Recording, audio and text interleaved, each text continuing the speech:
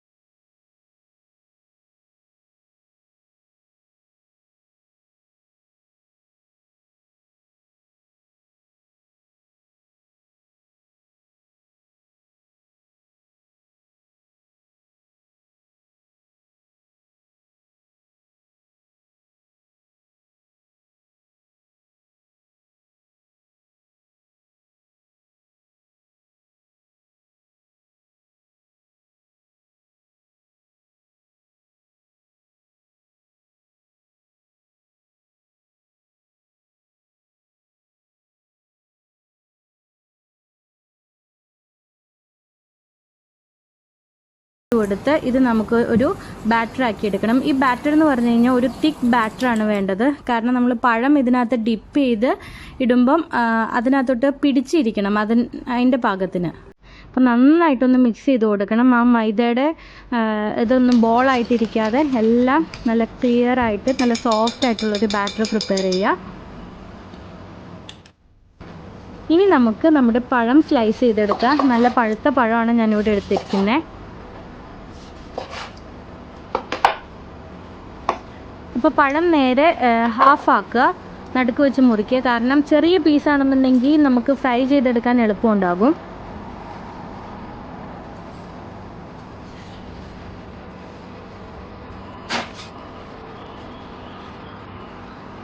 എന്നിട്ട് ഈ പഴം ഒരു മീഡിയം തിക്നെസ്സിൽ നമ്മൾ കട്ട് ചെയ്തെടുക്കണം. ഒത്തിരി തിന്നും ആവരുത്, ഒത്തിരി തിക്കും ആവരുത്. ഒത്തിരി തിക്കായി കഴിഞ്ഞാൽ പഴം വെന്ത് കിട്ടില്ല.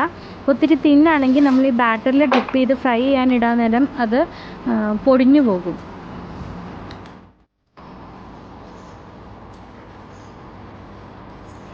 ഇനി ഒരു പാൻ എടുക്കുക. പാനിനകത്തോട്ട് നമുക്ക് ഫ്രൈ ചെയ്യാൻ ആവശ്യത്തിനുള്ള ഓയിൽ എടുക്കുക. കോക്കനട്ട് ഓയിൽ എടുത്തു കഴിഞ്ഞാൽ നല്ലൊരു നാടൻ ടേസ്റ്റ് കിട്ടും പഴംപൊരിക്ക്. ഇല്ലെങ്കിൽ സാധാരണ നമ്മുടെ സൺഫ്ലവർ ഓയിൽ ആയാലും മതി. ഇനി ഒരു എക്സ്ട്രാ സ്റ്റെപ്പ് എന്ന് പറഞ്ഞു കഴിഞ്ഞാൽ കുറച്ച് മൈദ പൗഡർ എടുത്തിട്ട് നമ്മുടെ ഈ സ്ലൈസ് ചെയ്ത് വെച്ചിരിക്കുന്ന പഴം അതിനകത്ത് ജസ്റ്റ് ഒന്ന് ഡിപ്പ് ചെയ്യുക. ഇങ്ങനെ ഒരു മൈദയുടെ കോട്ടിങ് വെച്ചതിന് ശേഷം നമ്മൾ അത് ഈ ബാറ്ററിൽ മുക്കുകയാണെന്നുണ്ടെങ്കിൽ ഈ ബാറ്റർ ഒന്നും വിട്ടു പോവാതെ കറക്റ്റായിട്ട് ആ പഴത്തിന് ചുറ്റും നല്ലൊരു കോട്ടിങ് ഫോം ആകും. അപ്പോൾ നമ്മുടെ എണ്ണ നന്നായിട്ട് ചൂടായിട്ടുണ്ട്. ഒരു മീഡിയം ഫ്ലെയിം വേണം എപ്പോഴും. തീരെ ലോ ആയി കഴിഞ്ഞ് കഴിഞ്ഞാൽ പഴംപൊരി എണ്ണ കുടിക്കും. അതല്ല ഒത്തിരി ഹൈ ഫ്ലെയിം ഇട്ട് കഴിഞ്ഞ് കഴിഞ്ഞാൽ ഇത് പെട്ടെന്ന് അങ്ങ് കരിഞ്ഞു പോവുകയും ചെയ്യും. അപ്പോൾ ഒരു മീഡിയം ഫ്ലെയിമിൽ ഇത് നന്നായിട്ടൊന്ന് നമുക്ക് ഫ്രൈ ചെയ്തെടുക്കാം.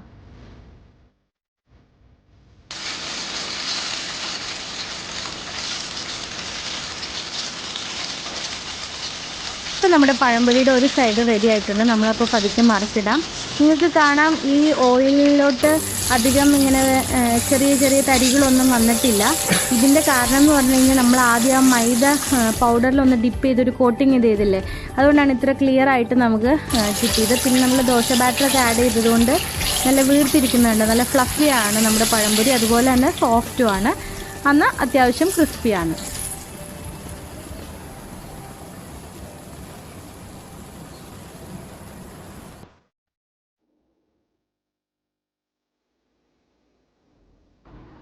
ഇനി നമ്മൾ അടുത്ത സെറ്റും കൂടെ ഫ്രൈ ചെയ്തെടുക്കാം.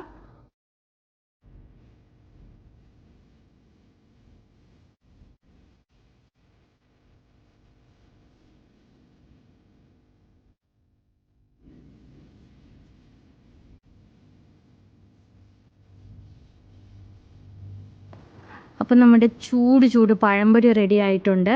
വൈകിട്ട് ചായയുടെ ഒക്കെ കൂടെ കഴിക്കാൻ അടിപൊളിയായിരിക്കും. നിങ്ങൾ എന്തായാലും ട്രൈ ചെയ്ത് നോക്കണം. Press the bell icon on the YouTube app and never miss another update.